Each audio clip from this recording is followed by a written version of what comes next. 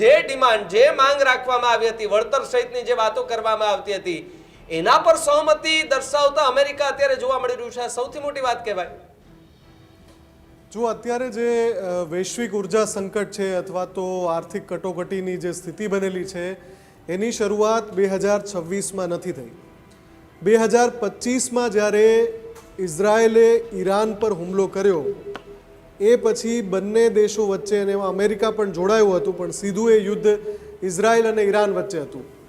એ યુદ્ધ 12 દિવસ ચાલ્યું હતું. 12 દિવસ પછી અચાનક સીઝફાયર જાહેરાત થઈ જાય છે. અમેરિકા કહે છે કે જે લક્ષ્યો હતા એ પૂર્ણ થઈ ગયા, એટલે આ યુદ્ધ પૂરું થયું.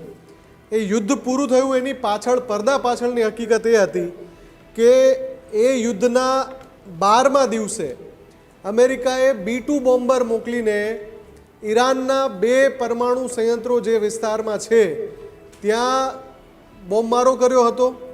પછી ટ્રમ્પ આવ્યા અને જાહેરાત કરી કે ભાઈ અમારા જે દુનિયાના સૌથી શ્રેષ્ઠ સ્ટીલ્થ વિમાનો છે, ફાઇટર જેટ્સ, એ ઈરાનમાં ઘૂસી ગયા અને જે પરમાણુ સાઇટ્સ છે ઈરાનની, એ સાઇટને અમારા B-2 બોમ્બર્સે ખતમ કરી નાખી. અને એટલે આ યુદ્ધ પૂરું થાય છે, કેમ કે અમારે પરમાણુ સાઇટ્સ ખતમ કરવાની હતી, ઈરાનમાં હતી.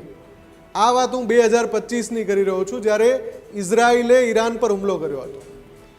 પણ એ જે યુદ્ધ પૂરું થયું એની પાછળ હતું સ્ટ્રેટ ઓફ હોર્મુઝ. ઈરાન 2025ના એ 12 દિવસના યુદ્ધના 3જા દિવસે જ ધમકી આપી ચૂક્યું હતું કે ઈરાન પર હુમલા બંધ કરવામાં આવે, નહીતર સ્ટ્રેટ ઓફ હોર્મુઝ અમે બંધ કરી દઈશું. ત્યારે આખી દુનિયામાં એટલું ચર્ચામાં નહોતું આવ્યું, કેમ કે એણે બંધ નહોતું કર્યું, માત્ર ધમકી આપી હતી. ઈરાને IRGCની અને ઈરાનિયન જે નેવી છે એને ખડકી દીધી હતી, તૈયારીઓ કરી દીધી હતી, અને અમેરિકા મેસેજ પહોંચાડ્યો કે તમે જોઈ લો, સ્ટ્રેટ ઓફ હોર્મુઝ અમે બંધ કરી દઈશું, અત્યારે અમારી સેના એના માટે તૈયાર છે. એ પછી જાણકારો એવું કહી રહ્યા છે કે અમેરિકાએ ઈરાન હોર્મુઝ બંધ ન કરી દે એટલા માટે યુદ્ધ પૂરું કરવા માટે ઇઝરાયલ ઉપર દબાણ કરવું પડ્યું, અને પછી એ 2025નું યુદ્ધ પૂરું થયું હોર્મુઝ બંધ કર્યા વગર. એટલે કે ઈરાન હોર્મુઝ સ્ટ્રેટની તાકાત, એની જે જિયોગ્રાફિકલ લોકેશન છે એની તાકાત 2025માં સમજી ચૂક્યું હતું. હજુ સુધી તમે અમારી ચેનલને સબસ્ક્રાઇબ નથી કરી તો અત્યારે જ ન્યૂઝરૂમ ગુજરાતને સબસ્ક્રાઇબ કરો, ફેસબુક અને ઇન્સ્ટાગ્રામ પર ફોલો કરો.